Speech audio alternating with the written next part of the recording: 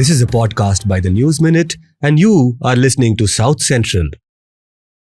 Hello and welcome to South Central, a TNM podcast where we put South at the center. I am Dhanya Rajendran, your host.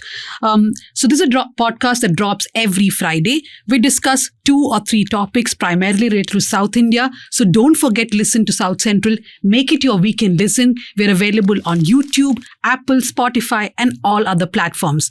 In this week's episode, we look at Piyush Goyal's disparaging comments about India's startup industry. And then we look at state-centered relationship and the Supreme Court's verdict on Tamil Nadu Governor. Joining me this week is Pooja Prasanna, my co-host and anchor of Let Me Explain. Hi, Dhanya. We have a special guest in the studio today, Mr. Mohandas Pai, the chairman of RN Capital, the former CFO and board member at Infosys. Welcome, sir, to the show. Thank you. And Tara Krishnaswamy, who's a regular on South Central, a political and policy consultant. Joining us from Chennai for the first time on South Central is Shabbir Ahmed, star journalist and bureau chief Tamil Nadu, also has launched a new show called In Public Interest on YouTube. Welcome, Shabbir. Thank you, Dhanya. So before we go to the podcast, quickly, we have started our spirituality series. As I announced before, 3 stories are out. 2 were investigations done by Pooja on Auroville and what is happening, the conflict within Auroville. We are getting a lot of appreciation and of course criticism for every story that we get. So do go and read that. And a big announcement, Power Trip, which is our political newsletter, which Shabbir, me, Pooja and Nidhish do, is going to turn 100 next week. 100 times that we have sent this newsletter to our subscribers of both News Laundry and the News Minute, where we tell you all the stories from political corridors. So do subscribe to the News Minute. If you are from outside India, you can scan this QR code on your screen. And if you're within India, you can use the link or this QR code. Do become a subscriber, read all these stories and get Power Trip in your inbox every Tuesday. Pooja, headlines. We start with Tamil Nadu. Tamil Nadu residents issued notice to pay rent for living on Waqf land. Around 60 families in Vellore's village received notices from the Waqf board asking them to pay rent for allegedly living on Waqf land.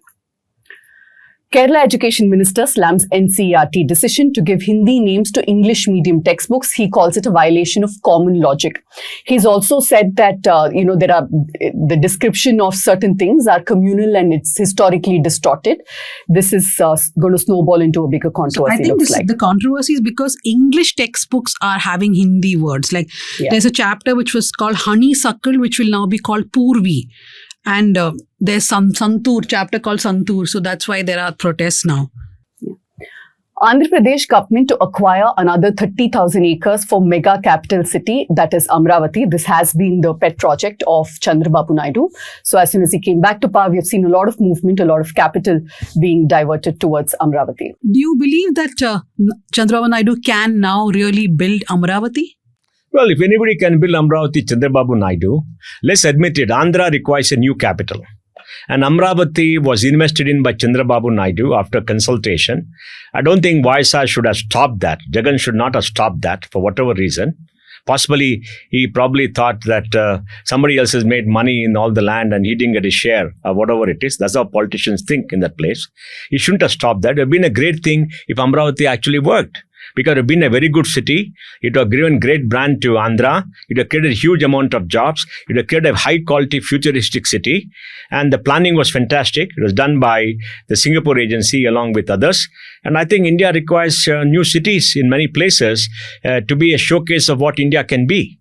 And I think, he's spending a lot of money. It will pay off by itself because creating a new city is not easy. So I think we should all support him. Having been there just a few months ago, I don't really know if it's possible even to build that within 5 years unless you're going to acquire land. And he's talking about more 30,000 acres. Let him build on the land that's already acquired. There are already buildings which of course they have to now figure out what to do with and they have to build more. Yeah. But acquiring land was what became problematic with the first phase itself. And but that's all over now, isn't it? He acquired land, he had multiple things. Now he's got a sharing and all the thing. Acquisition of land is always a problem. Yeah, but now they have announced more acquisition. Hopefully that also will let them finish what they're doing in the city to give confidence to people. See, the people need confidence to say something has actually happened. You put money on the ground. If you go to Cyber Jaya in Malaysia, which is a new city done by Mahathir Mohamad. It's a very good city, but not many people are living there because cities has to be organic. You go to Chandigarh, it looks half dead in my view because it's not organic. It's not organic. Cities are organic. There are a lot of small. Amravati be organic? Well, it won't be organic. It'll be a new city. It'll have its challenges. But you got to create a space where a lot of people come and grow in their own in their own way without making it a very artificial thing. Because city is all about people. And people behave very differently, right? There got to be rich people, poor people. There's got to be middle class, upper middle class. It cannot be only government servants and one class. It's got to be everybody. Well, there's Vizag. I guess they're resisting going to Vizag, Visakhapatnam, because it's at the north end of the state. But there are many states where you have Tamil Nadu itself. Chennai is at the north end of the state. Trivandrum is at the south end of the state. And so long as you have more kind of distributed development, right? You can have a Trivandrum at the south end of the state, but Cochin is the commercial capital. You can have a Chennai, but you have 5 or 6 other commercial hubs. So I think but who am I? But I think the better idea would have been to go after Visakhapatnam as the capital because all it needs to house is the government departments, right? And commercial development can happen across the state if need be. But I think we are over that phase now. Now it's back to Amaravati and let's hope it's built because it's a conundrum for the people of Andhra Pradesh. You literally don't have a capital to name. Yeah.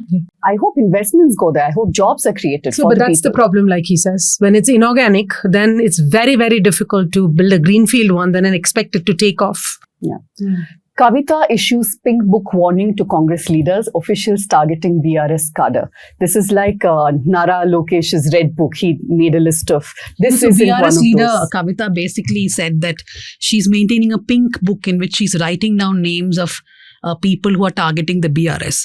I think, so she said, even if my brother KTR forgives them, I will not. I am writing down all your names in a pink book. During elections, Nara Lokesh had said that he has a red book. Yeah. That's what you were showing. I was showing that this isn't that kind of a red book. This is just a notepad before people point. So it's not the Constitution Dhanya 15 times.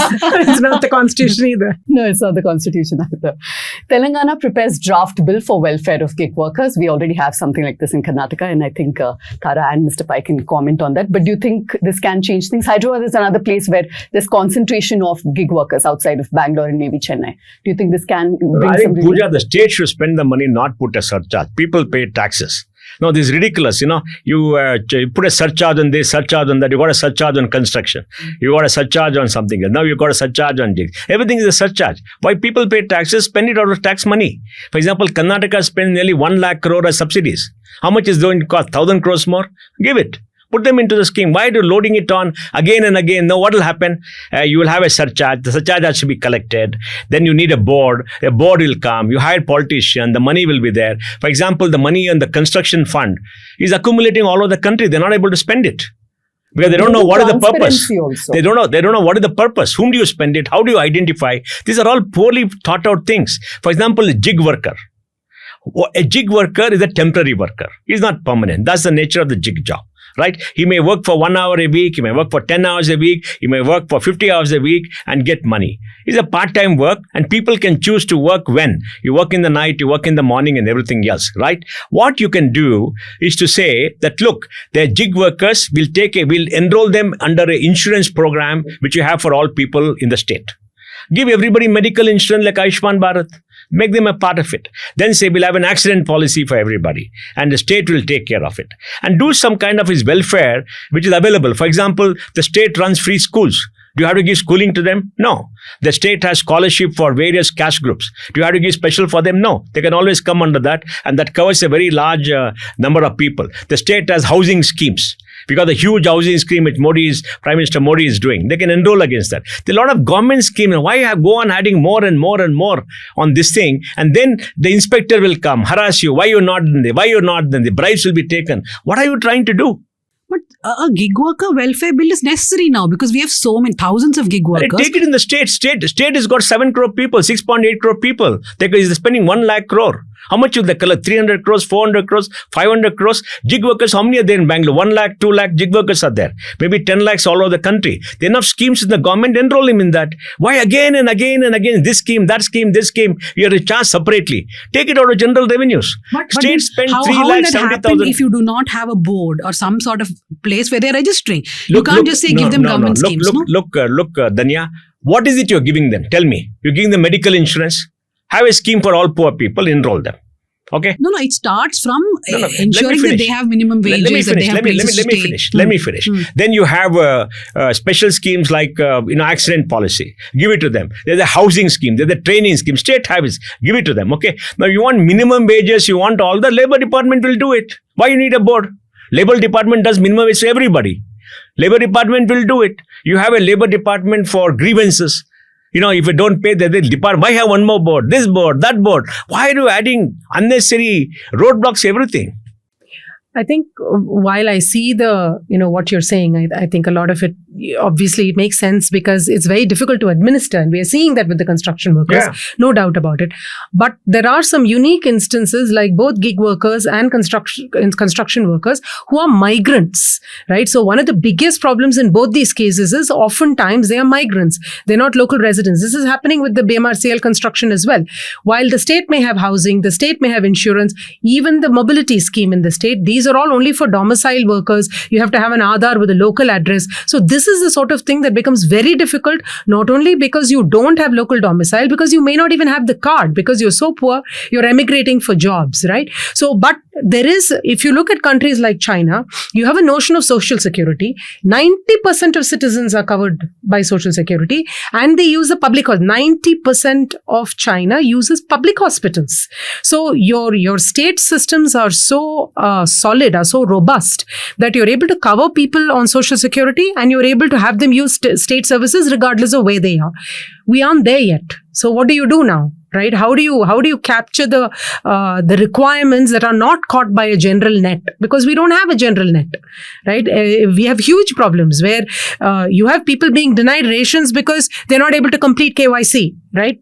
Because the documentation process doesn't allow for certain things. It's a very small number. We should not exaggerate. You see, let me give you another instance. There are 6 lakh people who work as security guards. Most of them are migrants. So what she says of migrants is true. Have a special scheme for all migrants. Give them the same social security. What does it matter? You're working here. You're adding value to the state. Give a special scheme. Why do you distinguish migrants and non-migrants? Now, migrants may have a problem about registering and all that.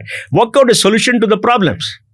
You see, you have to make sure anybody who resides in this state, who comes within a particular income bracket, whether you're a local or a migrant, gets some social security. Is required. We all accept that. Do it as part of the state mechanism. There's enough money within the state mechanisms. Now, let's say that a migrant who comes belongs to the reserve category, SC/ST. Siddaramaiah, our Chief Minister, says 20%, 24% of all money reserved for SC/ST. They should be eligible for that. It's the same pool, right? Whether you're born here and belong to a reserved category, or you come from outside and you work here, belong. Then what is the difference? You're a citizen of the state. You're a citizen of this country. Give it such a thing. What does the Indian Constitution say? We're citizens of India, not citizens of Karnataka or Bangalore. If I go to Tamil Nadu, I'm equal to a person who stayed there. Now, there could be some areas where you have some special dispensation. For example, local colleges where you're giving scholarship. You can say that I'm going to have a special scheme for people who have been domiciled in areas where there is scarcity. Medical colleges, engineering. Now, there are some exceptions which you can make based on very particular things. You can't do the exception for jobs. You should never do it. So some areas where you're spending money, the state is spending large amounts of money, it could be there. But for other things, why do it? Now, this is a headline that is an exclusive. It's from Power Trip. And which is a newsletter which I said is turning 100. Karnataka Contractors Association to knock on Rahul Gandhi's doors. This is because they say that corruption has worsened under the Congress government. And I'm sure we all remember the 40% Sarkara charge against Bommai government. But now they're saying that they've already written a letter to Chief Minister Siddaramaiah, and they say that, they're not getting any kind of, the bills are not being cleared, their dues are not cleared. So now they're planning to go and knock on the doors of Rahul Gandhi. I don't know. They're going to write to Rahul Gandhi, and they are going to, from what I know, they are gathering proof against 3 different people. One is a nephew of a minister. One is a son of a minister who they have already said Satish Jarkiholy's son. And then another minister's nephew who works in excise department, and brokers in DK Shivkumar's office. So these are 3 things that they're going to write to Rahul Gandhi about, saying if BJP was 40% Sarkara, you guys are way above. But BJP, of course, one reason why they lost the election is because of this corruption tag. And the Congress is not seeming to do any better. Yeah. I think it's a system that is so flawed, No, it's not especially when it system. contracts. Please. It's not system. With every successive government, corruption has gone up. It started with Ramakrishna Hegde when it But opened why up. is that? No, it opened up for various reasons because, today, a lot of people come into politics to do business. Yeah. They openly say, I'm there to do business. What is business? Make money for yourself and make money for everybody. 2, there's no punishment for getting caught. We have a broken justice system where, somebody files a case, 20 years. Look at Lalu. Yeah. I mean, the man gets they ask him to come back to get a bail. He goes and gets into ICU. He gets a fake certificate and bail. How can he do that? Let's sentence him. Let him serve his sentence out. I mean, there's no punishment. Take 15, 20, 30 years. It's a broken justice system. So there's no punishment. And the third, there's a lot of money. A lot of money available. And I think a lot of people are on the take. And we all know that in Bangalore, Karnataka, who is on the take is common knowledge. Each government is becoming more corrupt. So my suggestion, Dhanya, which I hope you promote, in every government department where there's a need for approval, they must put up a tariff card to say, this is the bribe that you have to pay it by check and do that work. Now you pay, they ask you for money, they extort money in black money, and they don't even do the work. Let them put it. For example, you want an occupation certificate, you got to pay a bribe. You want a building plan, you got to pay a bribe. When I was building a house, I applied to BDA, they wanted a bribe. And I got very upset. I said, how can you ask me for a bribe? I went to the then minister and said, what is this? He spoke to them, and you know what the official was saying? Sir, I had given money to come and take this post. I was supposed to be for 1 year. And now within the 3/4, they want me to go back. How will I recover my money? What is happening in Karnataka, Dhanya? People, government officials, corrupt ones, are pooling money. They collect money. Then they go to a minister and say, I want this post. They'll say, how much? This is what I'm going to pay. Then they'll put one of them as a member there to make money and get a return on investment. It's a business. When it's become a business in BDA, BBMP approvals and all that, you put a tariff card and pay by check and say, you're distributing 1, 2, 3. What is wrong? There's nothing wrong. We must get over this idea that bribing is bad, this and that. If the system is so corrupt, so be it. Make it open, make it transparent, let them pay income tax. That's better, no? Put a service charge. Why should we be astonished? I don't know if you're being sarcastic or saying this seriously. I'm not being sarcastic, Dhanya. I'm being realistic. If that is what you're faced with, look, you cannot stop it. You cannot stop it. No, I see my... How will you stop it? Nobody has stopped it for 40 years. I mean, we've been around a long time, right? We've seen it happening, right? He's not as long as you. Not as old as you, Mr. I'm Pai. saying that the problem is, I feel we are not really highlighting the real life problems of this. For example, there was a story that we had done about how bills would be inflated to such an extent, Yes. like road construction, Why? that 5% only is built because everything else has gone in bribe, some for profit margin, and literally no road is built. Look, the 40% is a fake. In fact, I had met Chief Minister Bommai and told him, they accused you, why don't you set up a retired justice? Have a commission and tell everybody to provide evidence before that person, including the person who made an allegation. Don't dismiss it. Let them come and tell the retired justice, give me a report within 30 days and I will punish them. That would have settled everything. Right? To prove that you are not doing it. By saying you're not doing it, nobody believes you. Suppose you are a government minister, somebody accuses the bribes are being taken and you deny it, nobody believes you. Because everybody thinks government ministers take bribe because that is the common opinion. One very religious person had some land, he wanted to build an ashram. They didn't give a plan sanction because they asked some 25 lakhs per acre. He told me himself. It's outrageous. How can you do that? I mean, I tweet on it. And I tell people, nobody cares. Nobody wants to care. Nobody wants to care. I'm disappointed in our Chief Minister Siddaramaiah because I hold him in high esteem. He's a mass leader. He's been around 45, 50 years. He's come from the grassroots. He's very sensitive. And is a man who is a tough man as a finance minister. He transformed the state finances, gave us revenue surplus. And then a Chief Minister did fairly good work, though he's very bitter about caste and is anti some people and all that. But overall, he's a good man to have, good person to have, and very respectful mass leader. Very few mass leaders are there like Yedurappa, like Devegowda ji and others. us. He's a mass leader. I mean, he should do it. This is last hurrah. He's the last hurrah. What will people remember him for? He's the last hurrah. He's been there 77 years. He's 77 years now. In politics, maybe 45, 50 years. And he's done great work. He told me once. He said, look, when I was fighting for elections, I had no money. I sold my house in Mysore and used the money for the elections. He told me. I had met him. He told me that. So I respect the man. He should do something. Because what will happen? What will happen? Will they remove him from power? People will not accept it. He's got his following. Anyway. But he'll go down in history as a person who stood for a principle. Right? Even when this Muda thing happened, I went on TV and said, according to me, maybe some people have misused his name and done something. I don't know. I have not seen evidence where he's directly interfered. And he's got a fantastic track record. I spoke up for him. Why? Because I really believed that, he's a mass leader. We need such people who represent the citizens of the state. Everybody.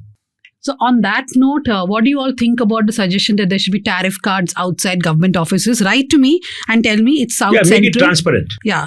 Bribes, official, transparent. Yeah, make it tariff card, bribe. But the work should be done within 5 days. Yes or no? So the email ID is southcentral@thenewsminute.com. Now to the topics of the day. Do you want to make ice creams or semiconductor chips? This is a question that I'm not asking, but Piyush Goyal is asking, and he asked this at the Startup Mahakumbh a few days ago. I know we are a bit late in discussing this, but there's a lot of outrage happening even now over those comments. So it's important because we are in Bengaluru, the startup city of India. We are seeing Chennai, Hyderabad, and all those cities really competing with Bengaluru over the last few years and emerging as startup capitals. So is the minister's comment really warranted? Was he correct in saying that that mostly startups of India are focusing on delivery apps? They are turning unemployed youth into cheap labor so that rich can get their meals without moving out of their houses. I want to first go to Tara to ask you, did you see Piyush Goyal's full speech at the Mahakumbh, and what were your first thoughts about it?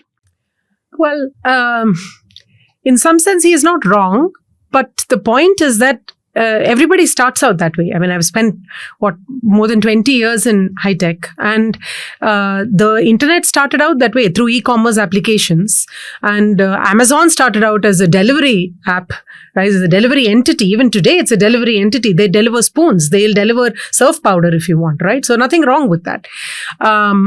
So he's putting it down. I think that is problematic and he shouldn't.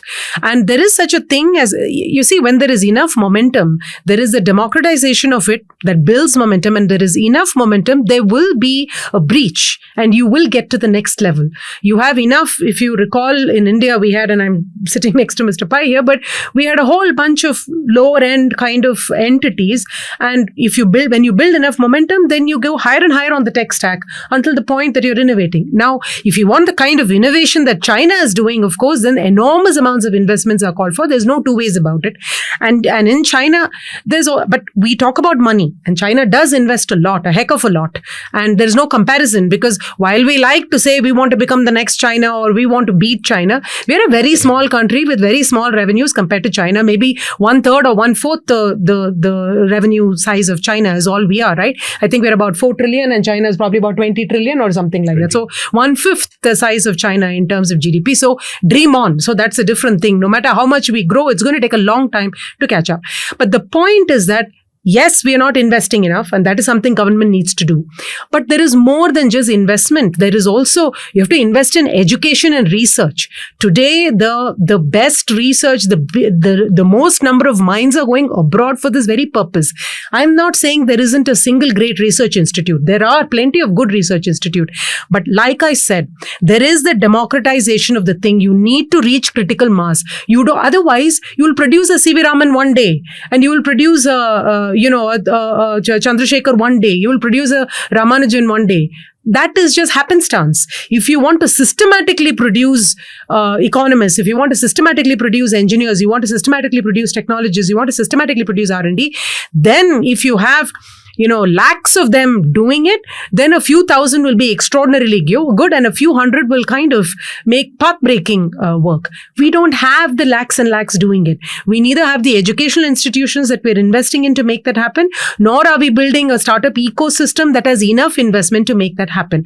And this is not an either-or thing. It is not like you can invest in this and forget about welfare or forget about poverty or forget about the fact that middle-class incomes have stagnated for over a decade, more than a decade. And this is not about the 2014 Modi era. From before that, middle-class incomes have been stagnating, right? We do have a rich-poor divide. There is no two ways about it.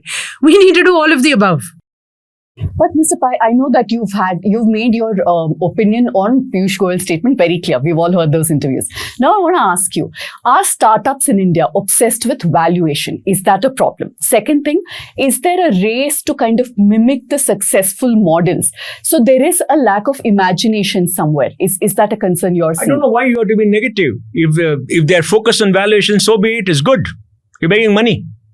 You're getting economic value. What about long term? You're getting economic. Long term is a series of short terms. It's okay. Long term also focus on valuation. That's very good. Please remember, when you talk about valuation, Pooja, somebody is giving you the money at that valuation. That means the person giving you the money is seeing value. Who are we to comment whether the value is right or wrong? Who are we? We are not giving money. The person is giving money. They're putting hard-earned money on the table at that valuation. That is the real valuation. Valuation is not what you and I say or what government says. Valuation is what the investor says. So I don't think you should bother about that. That's a necessary part of the game. And second, about innovation and all that, people will go to areas where there's availability of capital and there's a business to be made. It's a very natural thing. We are free people in a free economy. People will do whichever business they think they make money, it's economically viable.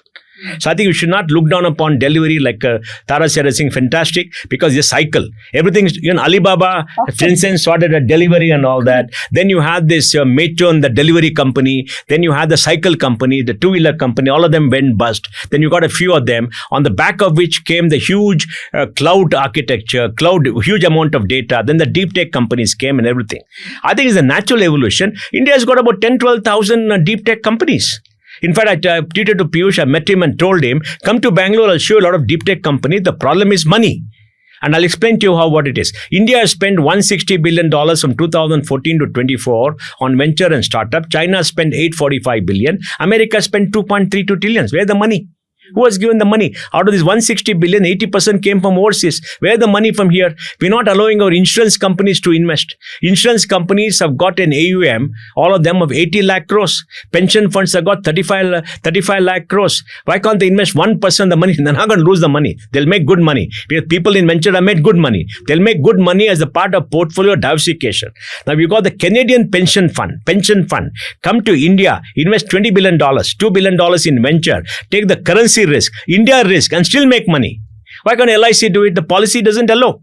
There's a harassment. Income tax had this angel tax for 8 years. We fought against it. I went to the PMO. PMO agreed and they called me up and they changed the law 2 times. It didn't work because it's all controlled. And Nirmala Sitharaman, we met her many times. She told us it's wrong. She didn't do it till last year. Why did it happen last year? Because the startup people went to Rahul. Rahul said he's going to put in the manifesto. It became a political issue. Then she removed it. Okay, and I want to give her credit for removing it because she didn't listen to so many of us who said it's a harassment. What is the harassment? You'll be horrified. Now you come, I'm raising a round of money. You come as an angel. When you come as an angel, what am I supposed to do? I'm supposed to take a PAN number, take the money by check. So I take the money by check. Income tax officer sends a notice and says, give that person 3-year income tax record. I don't have it. Why will that person give it to me? It's privacy. All I am supposed to ask is money should come by check. He must go beyond them and ask them because the PAN number is there, check it up. It's easy to check up on the database. Everybody's PAN number is there, you can easily check it up. They don't send a notice. When they don't reply, a call comes. Many of them, people have told me, pay me this bribe. Last year, not this year, last year, 24th, 15th of March, I had a startup call me and say, oh, there's an officer who called me up and he said, pay me 40 lakhs. I'm going to add back for them 30 crores to your, because of this thing, I'm going to add back. And give me pay. He said, he asked me what. I said, don't pay back. He added back. Now this guy will go in appeal for 15, 20 years. What is he supposed to do? We got a perverse assessment system. We got a failed justice system where you go in appeal, commissioner 2 years, then you go to tribunal 3 to 4 years, go to high court some 8 years, go to Supreme Court 5 years. The Supreme Court gives a verdict, they still don't implement it. It happened to me at Infosys in our ESOP case. Then we had to go to the high court to get a contempt order against that officer. Okay, it happens. This is the kind of system that you have. Obviously, you have been talking about oppressive tax systems, whatever, angel tax, which is of course abolished now. But I think one point that not that I agree with the minister completely, but still, if you look at it, No, I agree with him. No, I'm saying, has innovation taken a backseat? For example, you yourself said that people go behind those ventures where people will put money, where they think money is going to come. So now, one criticism that he did, I think Harsh Goenka also repeated it. They're also looking at rich people because they Harsh specifically is not said known for any innovation to make a comment. No, but he please. said He's the billionaires. inheritor of an asset from his father. He is not. You should not take his efforts seriously. But what the point that they made is that even the sons and daughters of billionaires are looking at these kinds of apps. So these are people with the capital. Even they are not thinking of creative ideas. Dhanya, what is wrong, ma? We are a free people with free country. What Piyush Goyal said is right. We don't have enough deep tech companies. We don't have enough large deep tech companies. That is true. That's a fact. I agree with him. But the question is, don't make fun of others who spend their own money doing some ice cream stuff. Why do you make fun of them? Don't make fun of them. And first of all, the Shark Tank, whatever this is entertainment. Don't take it too seriously. There's no innovation in that. They don't discover innovation. It's just entertainment, just to titillate people. All right? So forget about that. Now, you want to know about deep tech? Come to Bangalore. We'll show you a lot of deep techs and ask them what is required. Very good companies. I and my family invested in 30 funds. They got more than 600 startups. 50 are deep tech companies. We invested a drug discovery company for 10 years. I know how difficult it is to raise money. They are discovering a drug to cure ICU deaths because 1.5 million people die in ICU by superbugs. They've been around. They're collecting money. It's difficult to get money. Government has given peanuts. Apart from the C camp, which gave them a small grant. So how much money have you put? So I would tell him, what you say is true, but ask the question, what have you done as government to promote deep techs? China spent $150 billion for the last 8-9 years on artificial intelligence, and they announced it just to dominate the world. They spent $100 billion for 10 years on EV, battery systems and everything else. They put money. They had a plan in 2015 to identify 5 years of technology, put solid money behind it, and they become very dominant. That's what they've done. America has been investing for 50 years. They spend a lot of money in R&D. There's a lot of capital available. Put the capital to work, create R&D, increase it, promote deep techs. It'll work. While the government is totally wrong. I'm not saying totally wrong. No. There's a lot to be done. So Yes. we can't call out startups on a stage Yes. like that. Private companies in India are also falling back. 36% is how much they spend on R&D, as opposed to China's 76, I think, and US also spends around the same money. So can private companies take the lead? Pooja, at this private point? companies are doing it, man. There's a business. See, it is a business model that has to happen. Business, when China did the same thing we did, China's GDP, like she said, is 20 trillion. We are 4 trillion. We're a small country. We are $2,500 per capita income. China is about $30,000. America is about $90,000 per capita income. We are not comparable. Even though we say Mera Bharat Man, all the nice stuff which we need to do, we don't have the size, we don't have the money. Let us accept the reality and see what we have to do. For example, the National Education Policy said 50,000 crores will be invested in the National Science Foundation. Where's the money? How much have they put in? I don't hear of any money that's been put in. They formed some committee. I don't know what has happened. 10,000 crore for the AI fund. How much money are they put in? Some 7,000 crores for that quantum fund. How much money are they put in? Where are the money gone? If they give money, the government of India, they give it to their own institutions. They don't give it to the private. It's the only country where government take taxes from us as citizens, put it in their own institution to compete with us in the same area. I mean, it's ridiculous. I went to NASA with a delegation and they showed us around, and the scientists there at NASA said, we will not use taxpayers funded money to compete with the taxpayer. We will invest that in blue sky in areas where they don't go for the greater public good. It's a crazy country which does all this stuff, and then the minister will say this, how much money have they given out of all the R&D to private sector? We are taxpayers. So take a breath. So two things, let me say. He said a lot of good things. But one is that in China, there's a lot of consumption by the government itself because a lot of things are government controlled, including many companies. Most companies are government controlled. Now, when we do the tech, for example, we are making some breakthroughs with EV batteries and things like that. But the car owning population in India, car penetration is under 10%, 5% or so. That's not the case in China, right? So where do our batteries go? They'll have to go in buses. But on the one hand, we are willing to invest in the tech around the batteries, the R&D around the batteries. On the other hand, the moneyed people are not willing to champion public buses. Now, your biggest audience is actually government. So when you're sitting with the DKs, when you're sitting with the Minister Ramlinga Reddys, you need to convince them to say, buy 5,000 more buses for Bangalore. It's a win-win situation because A, you will help with the public transport. B, the traffic will reduce. C, the battery will get an audience. Hang on. So that is one thing. Second thing, he made the right point about how there's nowhere to turn to. On the one hand, they're not releasing funds. On the other hand, you have all these tax terror. On the third hand, you have judiciary, which is very slow. There's too much pendency. And on the fourth, whenever cases come to a resolution also, it's not followed. Okay. But the way China does it, and I think the way India used to do it, now while taxation was a problem and that needed to be simplified, we've gone too far on this side. China lets the provinces compete against each other for businesses. They literally are measured, right? Their provinces, meaning their states, compete against each other to attract investments, and the taxes they're able to retain. Here, everything goes into a central pool. No. If you federalize, if you decentralize, you're like, and have more competition. This is basic capitalism, right? Free market. To prove you're wrong, please, don't make global statements. Don't make global statements.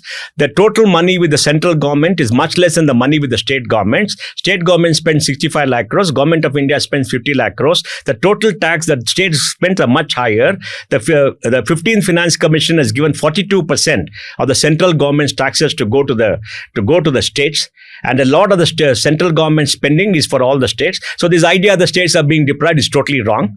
And I think you should look at data. I'm saying something completely different. More, right? What you're saying is they have more money. I mean, states need more money because the state spends more money. Obviously, why should it be with the union? No, it's more than that. It's more than that. It's not the states need money. Everybody needs money. Center needs money. Who's building our roads? Who's building our national highways? Who's building our railways? Who's building our ports? Who's building all the infrastructure? They need money. Who's building the army? Who's building defense? I'm saying create the competition and people will excel. That is number one. Number two, 41%, not 42, and that is only on paper. 1% is 1% of Jammu and Kashmir. Please look at the actual devolution. It is between 29 and 32% in the last few years. This is Finance Commission report. This is audited reports. This is not what I'm saying. So this is the actual amount of report that has been devolved. Again, you're wrong. Please. I think you should be honest and truthful, not make global statements. There is something called a cess. Under the constitution, the cess is not part of the divisible pool. They levied a lot of cess. And what is the cess for? There's a cess for health and education, which goes to the state. There is a cess for road building, which goes to the states again, because the money is spent for the greater public good. There is a cess, and there's a cess for farm called the farm gate cess, which is given out for the farms. Now, the key question that you can ask is, should you have too much of cess? The percentage of cess has to come down. That is for true. That's why it's not 41%. But that money is going to the state to spend because union doesn't have any land. The entire thing is the state. The money is going for highways. We need for the highways. Otherwise, the states are not spending money for the highways. We need money for the highways. Now, we can make all these arguments, and they are valid arguments. In fact, I'm writing a paper on the new devolution model for the 16th Finance Commission. I just reviewed that paper. We are giving a new model. For example, Karnataka has lost out. It's not that UP has won. UP has not won. The Northeast has won. What is the South lost? The Northeast has gained because of a perverse interpretation of the model. Now, states can always have models. Now, what the states want to do, which is a fine balance, give more money on welfare, give more freebies. Tamil Nadu, 1,40,000 crores. Karnataka, 1 lakh crore. This time, the fiscal deficit for last year is 27,000 crores because Siddaramaiah is giving 56,000 crores extra freebies. This year, 25-26, the budget is 19,000 crores. The freebies are about 55-60,000 crores. You're borrowing money to give freebies. So, correct? What is the problem in some of the schemes? When Piyush Goyal puts down delivery, it hurts. It doesn't hurt. Because it's pejorative, right? There's nothing wrong with the ice cream delivery. Yeah, or with nothing wrong. Nothing wrong. Same goes for, there is nothing wrong with providing mobility. There's nothing wrong with providing basic. All I'm saying is that using the word freebies is extremely pejorative and puts down the poor people. 100%. Because when you're giving 99 cents, 99 rupees land, why not? Let me say, we must stop this commie talk about things. When I say freebies, what is a freebie? A freebie is given to a person who does not deserve that money because the money is coming out of the taxpayers' money. Now, the key thing to do is to identify people who are really poor. Who are the real poor people? Come out with a definition, $2 per day, $3, whatever it is, and give them what is required. In Karnataka, 1.3 crore women get 2,000 rupees a month. Okay? Now, Karnataka's population is 6.8 crores. Out of which 2 crore people are below the age of 30, below the age of 20. They're not eligible. 4.8 crores. Out of 4.8 crores, women are about 1.4 crores, assume 50%. Okay. Now, Karnataka is the richest state in India with a per capita income of this year about 3,70,000. Would you say 1.3 crore women out of total women eligible women population of about 2.4 crore deserve this? Maybe 20%, 30%, give it to them. Give it to them. Right. Tamil Nadu, 1.4 crore, 1.4 lakh crores. That's too high. Give it to poor people, have a definition, give it to them. In such a rich state, do you know the dropout rate for 9th standard? No, for example, dropout rate for 9th standard in such a rich state. 9th standard dropout rate is about 15-18%. No, it's 22%. Please listen to me. The closest is Bihar, which is 25%. Please listen to me, ma. Please listen to me, ma. I have seen the later Udise report. Please see his 2024 report. Please have a look at that. And that dropout rate is for the state schools. And there's a problem. There's a problem. Because I got data for solve the problem. I got data. I want to ask you something. Yesterday, Andhra Pradesh announced that they're going to give 21 crores at 99 paisa. 21 acres of land at 99 paisa to TCS. Would you call that a freebie? No. Why? I'll call the investment. Why? So it's the same thing. The state is investing in its people. Please listen. Whether it's human capital, whether it's women, whether it's children, especially girls and women. That's important for every state. Why don't you listen to this? Please listen. Then you can judge what you want. They're giving at the 99 paisa or whatever it is so that they can create 10,000 high quality jobs. If they don't give that, high quality jobs will not come. So what you have to evaluate the state is, I'm giving you so much of benefit. Not that TCS is a real estate company that sell and make money, they will not.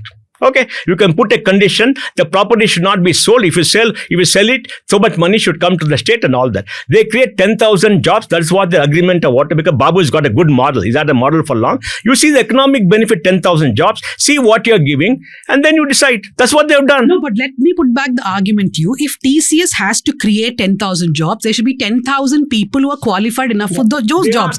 Now, how as a government, to ensure that there are people from all strata of society who are becoming educated? That is through welfare measures. No, sir. You're mixing up the whole issues. I'm not. I'm sure when MGR, for example, started the midday. Andhra Pradesh has one of the largest number of people graduating. They all leave the town and go outside. But they go to private universities. There are no jobs there. You're getting jobs there. No, one. Let me finish, sir. Maybe many years ago when MGR started the midday meal scheme, people looked down upon him saying that, why do you want to give freebie to children? They did. They called it freebies. To be precise, they called it freebies. It was required. This 2,000 rupees or 1,000 rupees given to women. Now we look at that scheme because we given to women. Tell me, are they putting it at the bank or buying gold, or are they using it to buy nutrition? That is not the point. That's not the point. Don't make frivolous point. That's not the point. I'm saying that is not the point. You didn't listen to me. Please listen. No, it's not. Please listen. You also have to listen. No, because you're making a frivolous point. See, there are 2.4 crore women eligible. Are 1.3 crore women in need.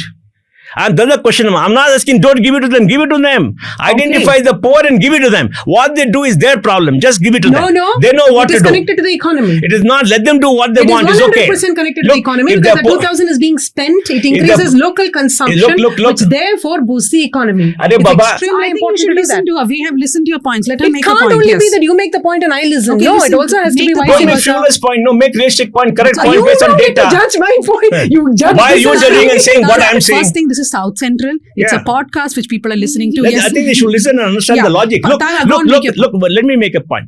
Identify poor, give them the necessities of life. We have to do that as a people. The rest of it, for ineligible people, don't give it. Invest in education. Give free education to everybody. That's the biggest gift anybody can give. Free healthcare to everybody. That's a priority.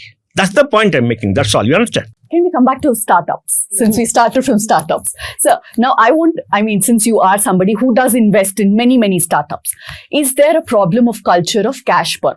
Because, we've seen that they have to scale very fast to make sure that they get investment. Because of that, they burn cash. And in the long term, they don't know what they want to build. So they're mimicking your Zomato, your, successful models like Swiggy. If you were to, let's say, somebody comes to you with an agri-tech, startup idea, would you invest in that? Look, in a startup, the most important thing is growth. If you want to grow very fast for a number of years, you have to invest in advance. What is the investment? Advanced technology platform you have to invest. Because that can scale up, is digital. You have to invest in people, spend on marketing in advance. So many people say, I can go organically 15-20%. I want to grow at 40-50%. So I'm going to spend the money ahead. That's the theory they go. And that's why they get investment, because people want to see growth. It works sometime, it doesn't work sometime. That's the risk that they take. Okay. Now, if the burn for investment and all doesn't work, the investors lose the money. That's fine. Because investors are giving the money, they sit on the board, they control the budget. If they sign off, it's their money. Okay. No, I agree with you. The money is theirs to burn or do what you want with it. My point is, we're not building the country. We do agree that what Piyush Goyal said is right in one way, wrong in another way, right? But now let's keep Piyush Goyal aside. Do you think the startup industry also has to look inward as to, you look at what happened to Byju's, you look at what happened to a lot of startups, and that there has to be some course correction made in how you set up startups, how you fund it, and how you spend that funding. And that conversation is not happening much. Well, conversation with whom? Within the community. It's happening within the community. You're not a party to it, so don't make a statement like that. It's happening within the community. We don't invest in any. We have got a portfolio of about 500 investments across 14, 15 funds. We don't invest on people who burn up very much. Other people invest because they think they'll get growth and make more money. That's fine. The key thing is very simple. Every startup has a board. It's the duty of the board, which consists of investors in a private company, to make sure the money is spent for the purpose. The oversight has to improve. And if they lose the money, they're losing the money of their investors. And they are accountable for it. You and I are not accountable. It's only between the startup and the investor. They have to take greater care. And the punishment for them is they lose their jobs, they don't do well, and then they'll not be able to raise further money for any further funds. There's a self-correcting mechanism there. These are all matters which happen. It happened. Because the community is still young. Because these are the data, these are the numbers. 20% of Indian startups don't survive beyond 5 years. Yeah. Right?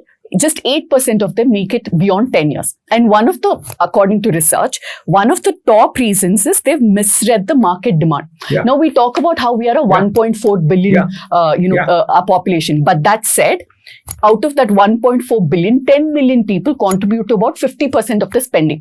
So it seems like an inflated number compared to a China, which has far more spending money, right? The middle class also has far more spending money. So are we designing products? I know that it's their money, they will spend, they will lose all of that. Do whatever. That's not my point. My point is, are we overestimating the Indian market, thinking that we're a country of 1.4 billion, but not 1.4 billion can afford to spend that kind of money? On Zomato, on Swiggy, or any of those things. Nobody estimates this to be a country of 1.4 billion consumers. Out of 1.4 billion people, 1 billion people live on less than $1,000 a year. They're poor. Look at the per capita income of UP, look at Bihar, look at Bengal, look at Rajasthan, look at other states, you'll find out the per capita income. There are 400 million people whose per capita income today is about $7,000 per head. $7,000 per head. 7 into 4, 28. 28 plus 1, 38. That is $3.8 trillion. $3.94 trillion. Out of the 400 million, 100 million people earn about $10,000 a year, going up 8-9% a year. That's about 1 trillion. And the balance earn 300 million into 6,000 dollars. That's about 18. That is 28 plus 40. That math works. So in the $400 billion market, that's what everybody sees. Now that 100 million is the real consuming class. They buy 4.2 million, 4.3 million cars. They are the ones who spend a majority of money. And they are the ones who are targeted. They are in urban areas, etc. And 400 million is a consuming class, with 100 million being the super consuming class. They are the market. People all know about it. The key is, within the period of time, are they able to penetrate? Are they able to get them to spend? Are they able to get them to catch on? That is the problem they have to face. Some of them overestimate. Some of them, overspend. Some of them take the wrong strategy. It's all a part of growing up. My last question, if I may. No, To introspect, we are running out of time. Okay. So I just want to make You're the not point. going to win the argument. No, we'll win most arguments, but we are not an argumentative podcast. But I want to give the last word in this to Tara before we go to the next topic. I want to quickly tell people, take a subscription. We are not burning your money. We actually use it for reporting. We go do ground reports. Yeah. We do investigations. We do things that matter. So take that subscription. The QR code, like I said, is there for you to scan. I want to give the last word to Tara before we go on to the next topic, which is about governors. You were making a point about women and welfare measures to complete that. No, just to say that cash in the hands of the lower segment of the population. Now, that lower segment may not be perfectly calibrated, and that work may still be pending. But nevertheless, cash in the hands of the lower segment of the population worldwide ends up going into consumption, right? They're buying food typically, actually, and they're buying daily necessities, household items, more education for the kids, healthcare for the family. And all of this is immediately spent. It doesn't go into savings. So which boosts the local economy, right? Consumption boosts economy. It's a good thing. So some of this is effect that we don't see because we live in our own rarefied atmosphere. But it's economic good to do this sort of thing. Okay, so now we go to the next topic, which is the governor versus states. The Supreme Court has stepped in now, and the Supreme Court has said that Article 200 needs to have a limit.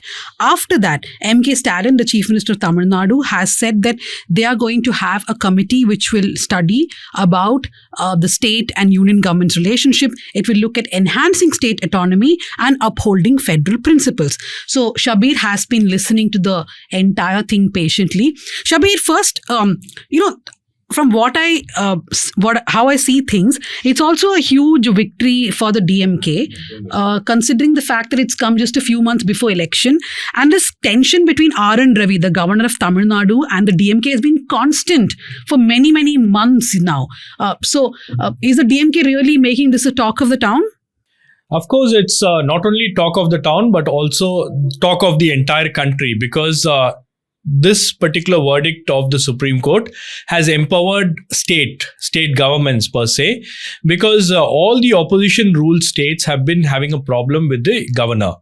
Be it Kerala, West Bengal, Punjab, all these states have been finding it very difficult to deal with the governors. So this particular verdict of the Supreme Court settles the matter.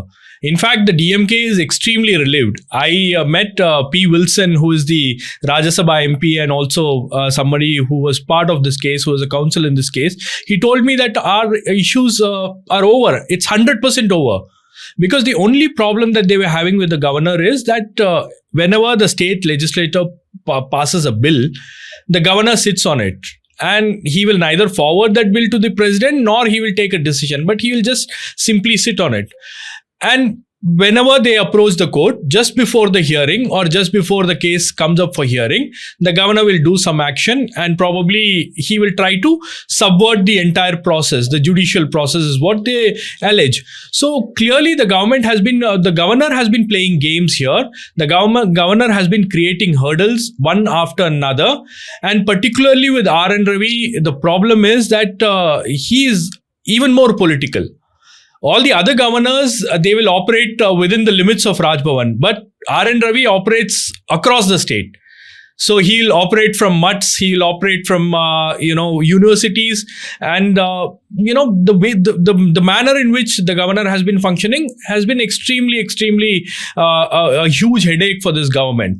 So they were waiting for an opportunity. And now this particular judgment of the Supreme Court settles that matter. And DMK is kind of relieved. Now they want to take it to the next level.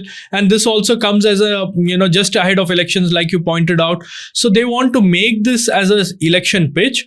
They want to make state autonomy as an election issue. They want to make delimitation as an election issue. They want to make 3-language policy as an election issue. So all of it is coming together. And it's all because of the actions of the governor. No, in fact, when I was reading the judgment, I was thinking, why didn't Article 200 actually give a time limit? Then I was thinking maybe while drafting the constitution makers did not think that we are going to have governors who will sit on bills for... In fact, I have a list from Kerala where the governor has sat on a bill for 23 months. That's nothing. There's an ADMK bill that got passed now with the automatic, this judgment. Changing the name of the university. Yeah. Ended up passing a bill that was assenting to a bill without giving assent. That was passed during the ADMK regime. It's almost 5 years ago. Or more than 5 years 23, ago. yeah. 21 is when DMK came to power. But Dhanya, you spoke about what the constitution makers thought of. This is Article 163, and it says that a governor is expected to act on the aid and advice of the Council of Ministers. Clearly, this is something that I think historically governors have violated. They act more like political persons, more political pawns rather, and this is not a BJP Congress problem. Across whoever is in power at the union level has misused governors. Right? Now, there have been multiple commissions, right, Tara, that have, I think after emergency, there was one commission that was set up, Sakaria. And, they came up with certain definitions of what the governor can do, cannot do. Is it time to redefine what has changed between 76, 77, which is when that was set up, to now? Actually, the same DMK government in 1970 ended up with the Rajmanar Committee, and in 73, Karunanidhi called for the abolition of the post of governor. So this is a very, very, very long-standing demand, and it has always been problematic. And the reason it's been problematic, if we look at it, is the way the position of governorship is defined, right?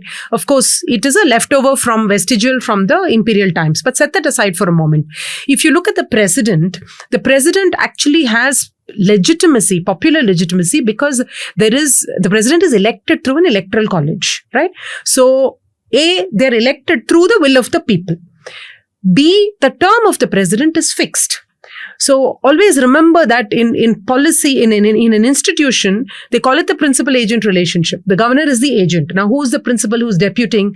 Now, because they are not elected through popular will, it is not the people deputing. So who's deputing it? It's at the pleasure of the president, which really is the Union Council of Ministers. Now, when you're deputed through an institution and your term is not fixed, what happens is you're constantly worried through that period that if you do the wrong thing or if you don't please your masters, your term may be aborted, right? So you're going to try to please the Union Council of Ministers. Now, the president's term is 5 years. They can afford to take risks. Even if they, rub the union government the wrong way, nobody can do anything for 5 years. So that is one. So fixing the term of the governor, either you got to abolish it entirely, which is the way I would go, and subsume the role within a speaker, subsume the role within the State Council of Ministers, subsume the role within, other But authorities. do you believe a constitutional head is necessary, that abolition cannot work? I was in a panel the other day in which the lawyer on the panel said that, we shouldn't think of abolishing it because you do need a constitutional head for a state. That's the first time I thought, do we need? Because I'm of the opinion we don't. That brings me to the second point, which is then you do it very similar to the president. You have an electoral college, and so there is legitimacy to that post. It is not just at the whims and fancies of the union government. Second is you have a fixed term so that they're not worried about it every day on tenterhooks. And third is you clearly define their role. See, the way governorship has been given sort of a go-by from the courts as well, right? They cannot get contempt of court. You cannot haul them up. So while there have been numerous commissions from the Sakaria Commission and numerous judicial verdicts that they must act on time, but they cannot do a pocket veto, none of that has either been legislated or implemented, and you can't haul up the governor for contempt of court. No, I just want to make a point here, Pooja. So since Pooja did the 2 Auroville investigations, R.N. Ravi is a part of the Auroville governing board. I mean, it is just now that a few months ago, not few months, I think 2 or 3 years ago, that he was made part. And at that time, Tamilisa Soundarajan, who was the governor of Telangana, also was added. And then there was a case which was filed in the Madras High Court saying that it's an office of profit because he is getting salary as the board member. But the court could not go ahead with the case because there are exemptions which the governor enjoys, and the court cannot start a case. Correct. Right? That lack of accountability and defining the role is problematic. No, so we'll definitely come to you where I'm sure you're going to say this, but I just want to say that since we're talking about governors, the governors enjoy certain amount of immunity, right? Like they have immunity, and that is one of the reasons why a private member bill was moved by the DMK Wilson, saying that there shouldn't be any immunity because the governors have done, several things wrong. They have violated the constitution in a brazen manner, and that is something that we have been seeing case after case, be it Kerala or Karnataka, Tamil Nadu or even Punjab.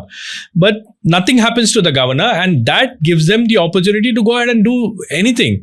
Like in this case, you remember the child marriage issue that happened in Chidambaram.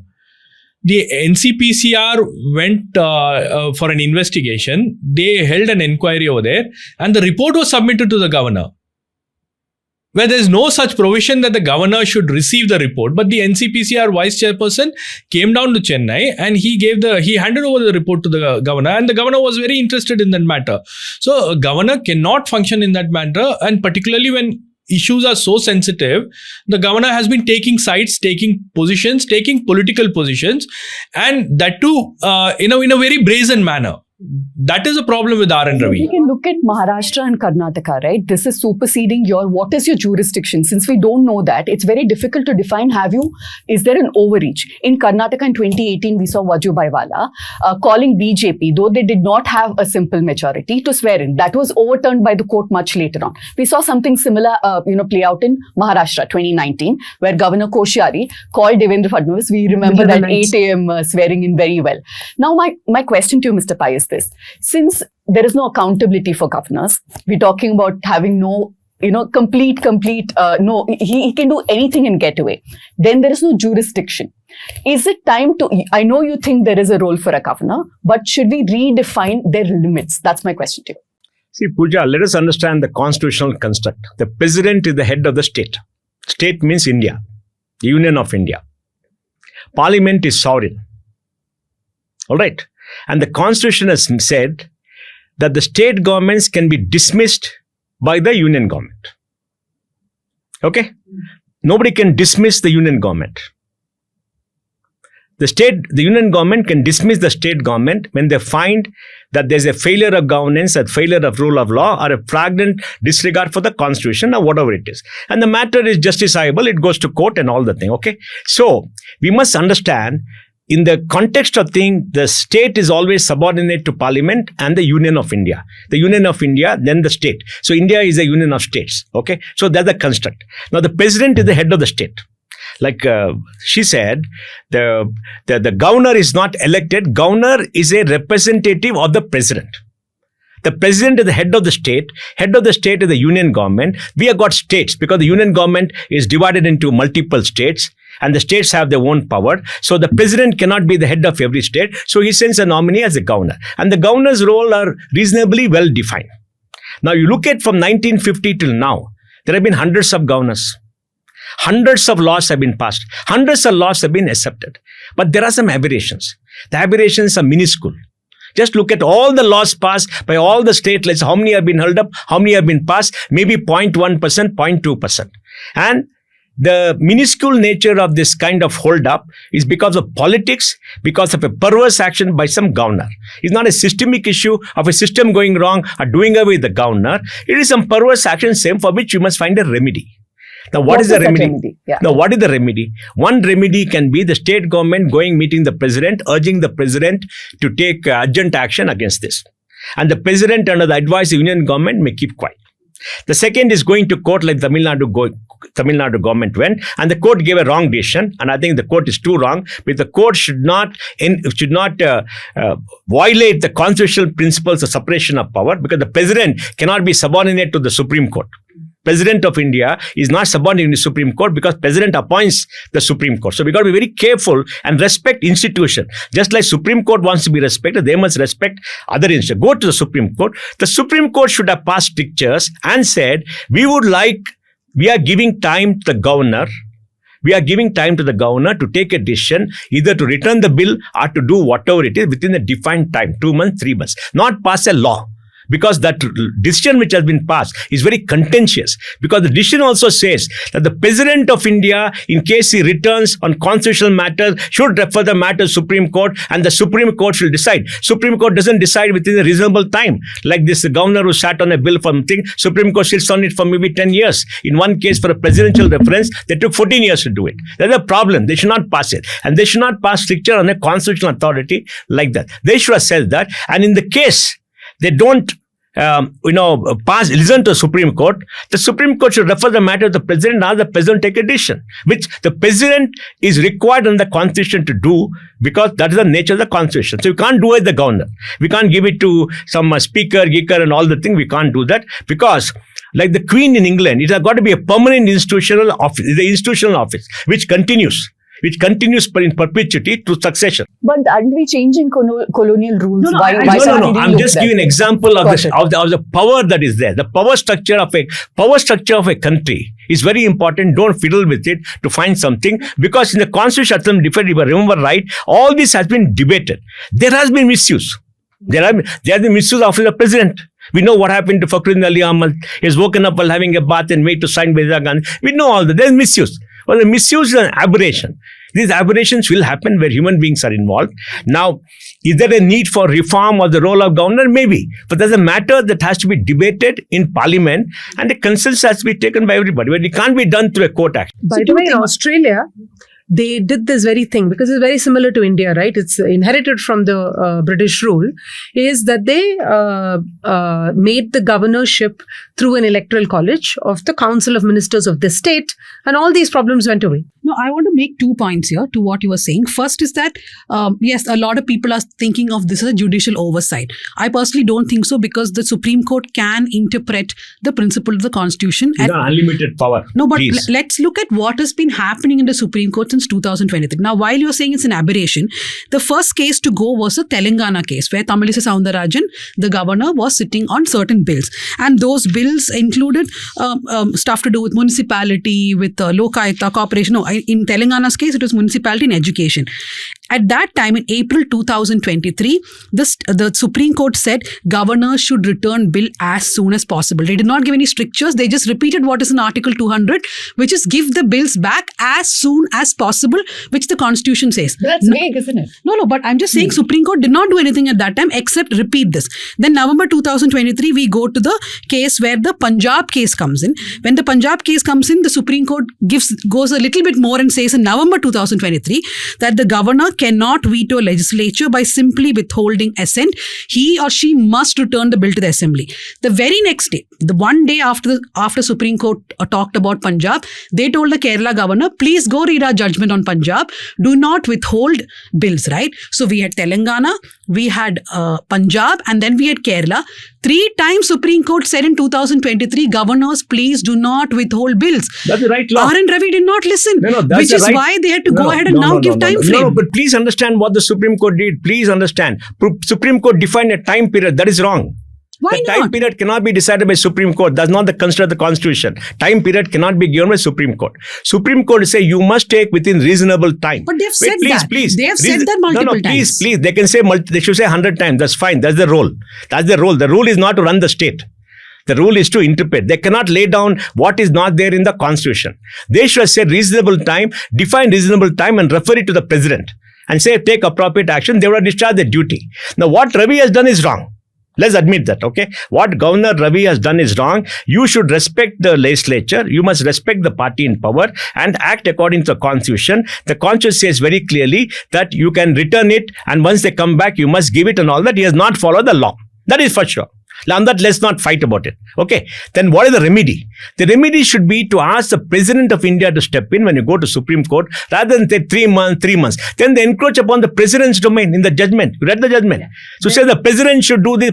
You can't dictate to the President what the President should do. You should not. The top constitutional authority of state. That means you are greater than the President of India. The flaw here, and this is not just this union government, because this is not, you've only cited cases from April 2023, but this has been going on, as I said, from the 70s, I was just right? saying the recent I know. Yeah. So the point is that when you have repeated verdicts like that, in fact, under Vajpayee, Venkatachalaya, our own judge, they appointed a commission to study this. He came up with one of the recommendations in his report is the exact same thing, that a term limit needs to be defined for how long governors can withhold assent. The point is, every time this happens, whether it is a committee report that recommends this, and tons of committee reports have recommended this, or judicial intervention that recommends a reasonable time. What the union government needs to do, because states cannot do this, is to legislate it. They can very well legislate it. They are not doing it. So to me, it's the flaw. The flaw lies with the union government. This 3-month thing should come through legislation. It didn't need to wait till now. This very union government, after 3 times the Supreme Court has done this, should have legislated it. It is their fault. That the BJP is in fact, always the governor is an appointee of the Union Council of Ministers. UPA ran this country for 10 years. They should have legislated. They didn't do it. This government has run for 11. They have not done it. All political parties are the same. They want to exercise power over the states. So what she says, I agree. Supreme Court should not legislate and lay down the time period. Is an affront to the constitution. The union government should legislate. Now, union government, whether this party or that party, is not legislating. Now, the DMK wants to go again and do all kinds, and you are suffering, DMK is suffering. When DMK was in power, in the center, and DMK has been in power, they should have told the parties, please do this, and force the issue. Now, when you're in opposition, you cry the governor is oppressing. When you come to the government, you don't do it. It's a power struggle. No, actually, they did it when they were in government and got dismissed. No. This is way back in the 70s itself. No, I'm saying they should have, when they were in a coalition. They themselves got dismissed. No, when they're in coalition, they should have asked the government of and the I'm state telling to you, it's happened. pass a law in parliament. Okay, now I have 2 points. 2 points. Shabbir has a comment. First Shabbir point has a being, comment. I'll just quickly make this point and I'll give it to Shabbir. First point is, now the governor has clearly worked against democracy because he has disguised veto by sitting on it. He could have sent it back. He didn't do that. He could have sent it to the president. None of that. Now, what happens to him? That is one. I'm saying, what happens to him? He continues because he doesn't want to step down. The union government is not transferring him. He operates with impunity because that's the kind of office. You have also defeated the will of the people who elected this legislature. That's my first point. My second point is the very nature of appointment of these governors. So should we look at somebody who's in active politics, Tamilisai Soundararajan I speak of, and then you made a governor one day. She wants to contest Lok Sabha elections again. So she goes back there, contests an election. Then she comes back as a governor again. What this does is politicize the governorship, the office of the governor, that much more. It's not even a retirement mode. But I think R.N. Ravi is a prime example that even if you have a non-politician, but he wants to become the VP. No, that's the buzz, that he wants to become the next but R.N. Ravi is not a politician, but look how problematic he is. Tamil Nadu should have passed a resolution in the assembly expressing lack of confidence in the governor. It's not binding. No. Please. Send it to the president. They've already done that. I know. Send it to, again, do it and send it to the president to express the displeasure, and public opinion should prevail. Because, it's not for the Supreme Court to interfere where there's a gap in the constitution where is a separation of powers. That is the thing. They should not put a time limit. Refer to the president. Respect each institution. Otherwise, look, Supreme Court is running this country for a long time. In the environment matter, they're the ones, they don't decide. It goes on and on. They decide one way. There is somebody gets a bail because some lawyer. He stands up, my lord, and you get a bail. Somebody doesn't get a bail because you can't afford it. What kind of justice is this? Courts open at 12 o'clock midnight for some people. What about the rest of us? Where is equality before the law? And there's a judge of the High Court, remember, who found some currency with the right or wrong. He's gone back to the High Court. He should have been sent on leave, paid leave till he's cleared. They didn't do it. How can we have confidence Supreme Court? See, institutions in this country... If I were in the Supreme Court, I would say, between April 2023 and now, why the hell did I have to handle the same case on governors not giving assent 5 times, and then you tell me about pendency? When I tell you the first time, can you not pass a law? How many governments do this? Hang on. How many governments violate Supreme Court orders and don't legislate, and we have to go back and say, contempt of court, right? Yes. We all do that, right? Yes. So my point is, yes, the courts have pendency, but even the governments themselves, states themselves don't take or Supreme Court orders seriously, High Court orders seriously, and we're forced to go back and ask for them to... There's something rotten in the state of Denmark. See, Mohandas Pai said that, during the UPA regime, they should have legislated, they should have brought some kind of changes. But I would say we have not seen these kind of friction during the UPA's time. Because now go back here what is happening is, if it is a double-engine sarkar, the governor behaves differently. If it is a single-engine sarkar, the governor behaves differently. Shabbir, who dismissed most of the state governments? Tell me, in how many double-engine sarkar states, the chief ministers, the BJP chief ministers are having a running battle with the governor? How many BJP ruled states, they are going to the Supreme Court asking for a legal remedy?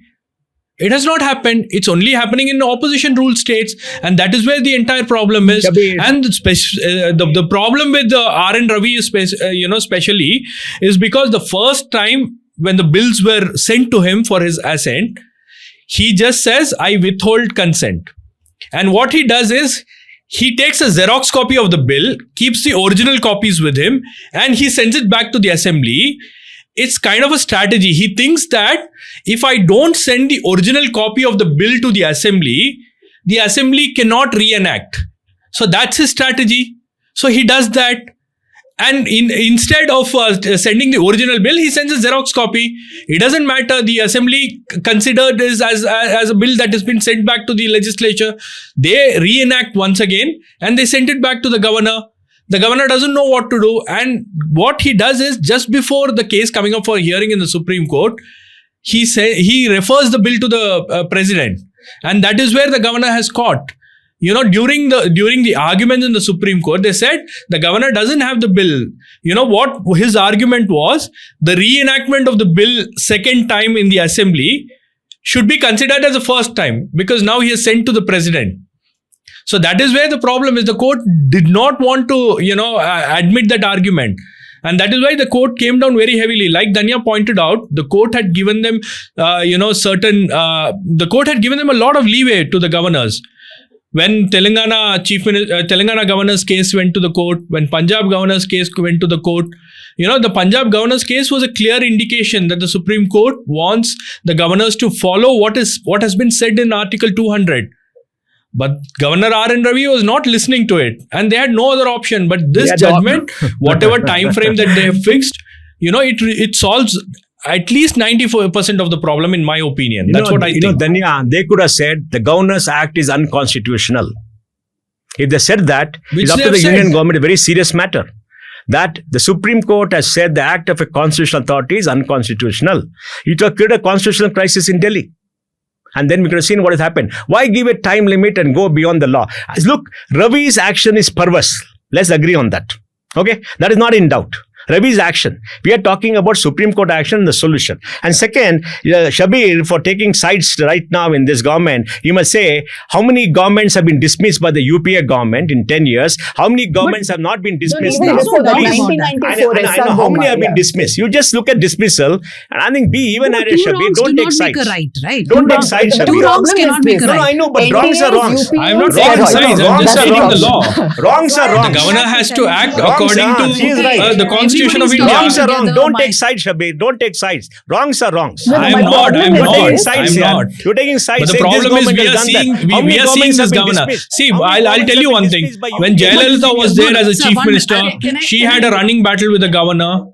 Arey Baba, we said he's perverse. Jayalalitha was there as a chief minister. She had an issue with the governor. We said he's perverse. That was within the four walls of Raj Bhavan and the chief minister's office.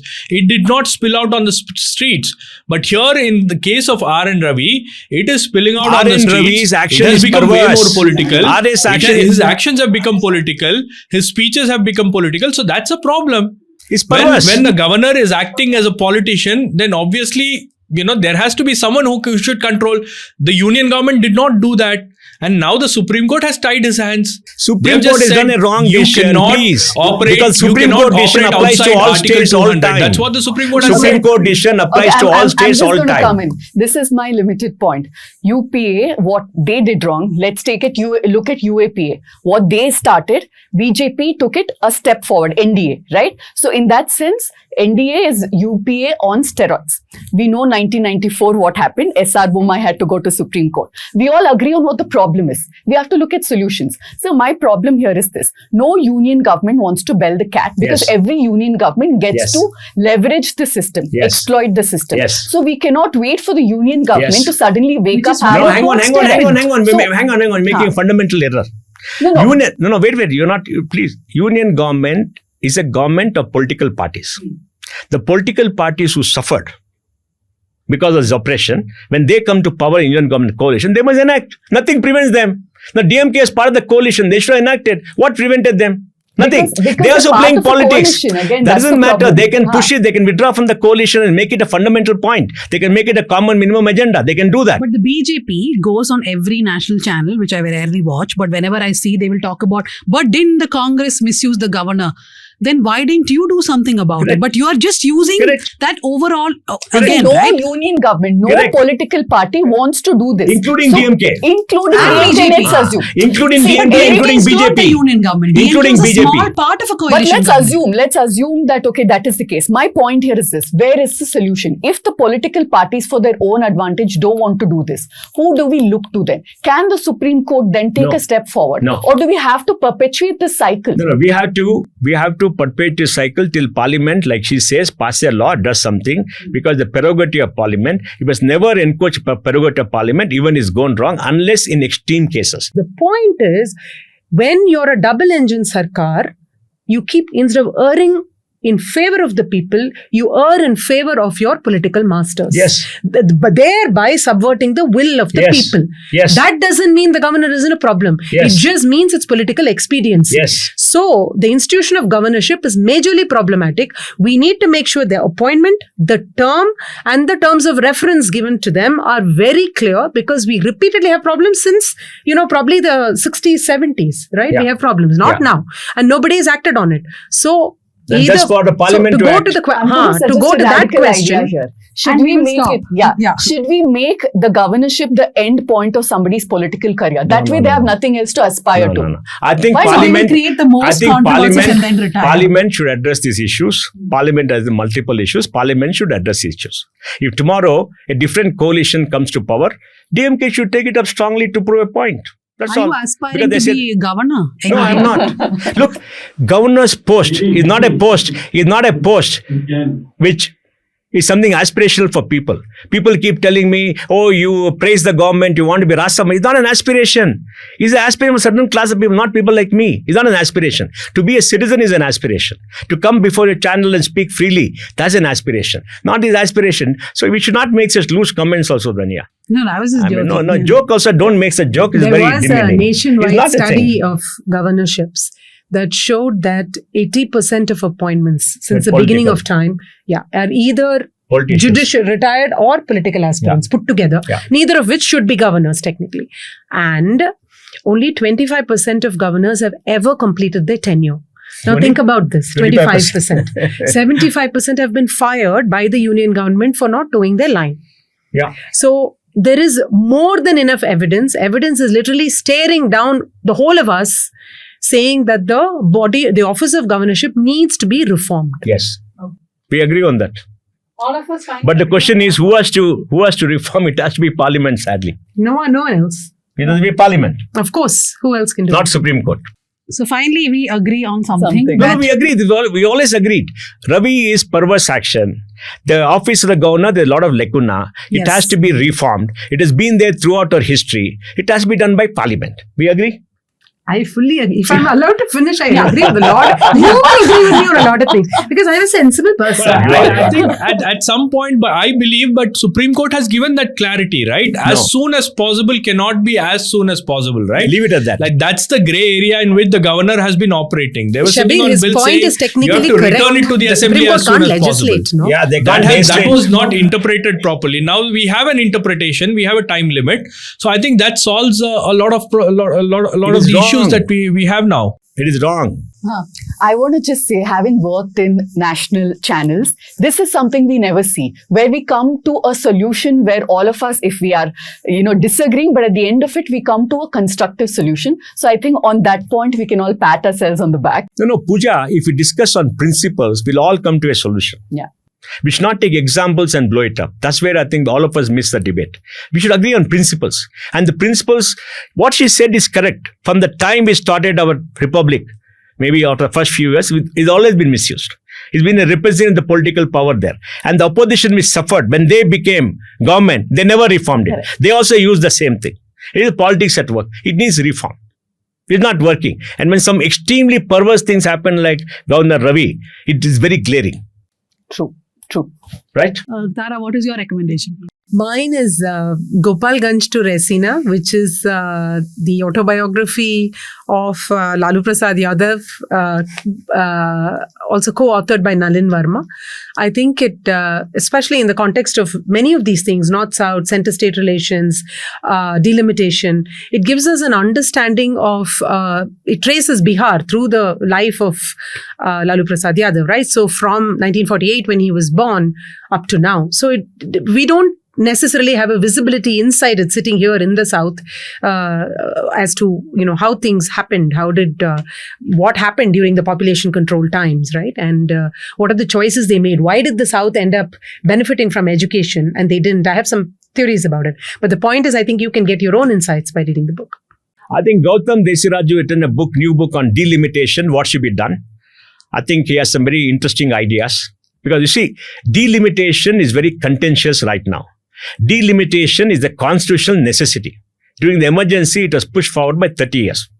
And during the emergency, when Nasbandi was being tried, when people resisted, they said that, we got to do something to stop, seats being given on the basis of population and stop it. Then the time has come after 30 years and now 40 years, I think 75, 76 has been done, that we got to have a delimitation. And delimitation is necessary now. When it happened, the reality of the population is that people in the population in the South, fertility has come down. Fertility has come down because of education of the women. That's the most important thing, not because of anything else. Women got educated more in South. We spend more money on education. In the North, they did not spend so much money on education at the right time. And it's very anarchic in many governments. And population has come down. North also the population is coming down. Incidentally, then if you look at data, the fertility of all sexual society has come down. The SC population fertility is the same as the Muslim population. You can't blame the Muslims for producing more children. That's a specious argument because data does not support that. So now, delimitation has to happen. When delimitation happens, the states with the bigger population will get more seats. That's the reality. Next thing which is the reality is, we must make sure the number of seats any state has now doesn't diminish. It should remain the same minimum. That has to happen. And next, the growth in the seats for some states has to be capped at some point to demonstrate that, look, we understand the problem, we do it. And to have a balance of power, we should make sure the Rajya Sabha seats from the state, where legislation has to go, remains the same, like the US Congress has. There are two senators per state and the thing. So we got to have a new construct. We take care of the concerned South. I'm all for the concerned South because I don't want the South to become a very insignificant minority in the entire country. I also get worried about that. In fact, Shashi Tharoor sent me a mail to say, "Oh, Mohan, I'm happy that you are also agreeing with that." I said, "Yeah, that's a very correct thing. We got to have fairness in this country." Book recommendation, Gautam Desiraju has written about that, and I should do that. Don't read it all. He's already summarized it. He has said he wants 50 states. So this time I'm going to recommend something in-house. I normally don't do that. Poor Pooja, she works on South Central. That was my recommendation. She works on Power Trip and she works on Let Me Explain every week. But despite that, she has gone to Pondicherry, Puducherry and done this really big report on Orwell. So do read both those reports. The first is called The BJP and RSS Takeover of Orwell and the second one is called Power and the Creation of a Federal Enclave. So do read both those reports. That's my recommendation. That was going to be mine too, because I thought 1 week I will indulge in a little bit of self-promotion, everybody else in the world doing it. But yes, it's interesting because it's a lot of grey areas. We haven't gone, this way or that way. We've observed, we stayed there for a couple of days, me and Megha, my producer. We observed what people are doing. We came back, we thought about it, we contemplated, had conversations, and we've put this together. But do read and tell us what you think about it. And also tell us what other such communes, spiritual communes you want us to look at. Shabbir? So I have a story. This is a video story done by an independent journalist called Aparna Ganeshan from Chennai. It's about the Adani solar plant that is located in Kamudi in Ramanathapuram. So it's about a story that has not been reported so far. It's about how people of that area, they gave huge amount of lands, like nearly 4,000 acres of land. And after that, their own survival became a question. So people who couldn't migrate out of Kamudi are still, their survival is a huge question. So that 18-minute documentary or a video story, talks about the issues that they have been facing and how they have been fighting, it's not a legal battle. They cannot fight, a legal battle against an entity like Adani. But despite that, there is some amount of resistance, some amount of questions that they have been asking, but there is absolutely no response on that. So that video story has a lot of inputs about the way we see solar energy, because everyone talks about solar energy, solar plants and all that, but the other side, the hidden losses of India's solar parks. So that's the title of the story. So I think one should watch to look at the other side of the story as well. So to those watching, listening, etc., all the recommendations made by the guests are available on the comment section. We make an Excel sheet every week. Producer Bhuvan does that. It's also available on the News Minute website. Every week we have variety of speakers coming in. They all have different kinds of recommendations. Pooja normally gives Netflix recommendations. Today she's recommended I her own haven't story. had time because I was writing the story. Yeah. So do check out all the recommendations.